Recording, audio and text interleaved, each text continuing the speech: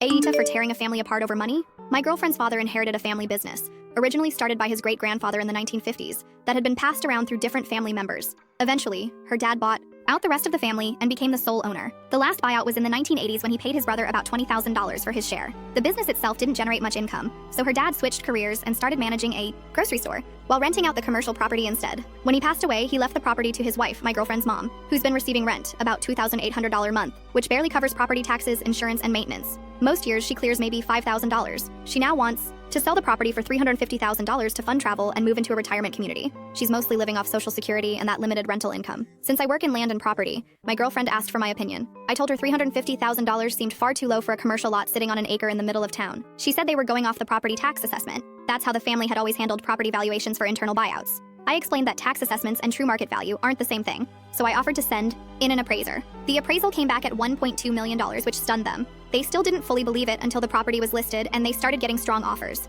After some back and forth, they reached a deal at nearly $1.5 million. Closing is next week. That's when things blew up. Word spread among extended family, people who had sold their shares decades ago, and they were furious. They believed they were cheated in past buyouts because they based their sales on the tax assessment instead of market value. Now they're threatening legal action and demanding a piece of the sale. My girlfriend's mom is heartbroken. She wanted to use the money to travel and visit those very family members, but now they're threatening to sue. My girlfriend is emotionally exhausted and told me that while I was just trying to help, maybe everything would have been better if I'd never suggested the appraisal. She said it tore her family apart. So, AITA for being the one who brought the appraisal into this and triggering the family meltdown.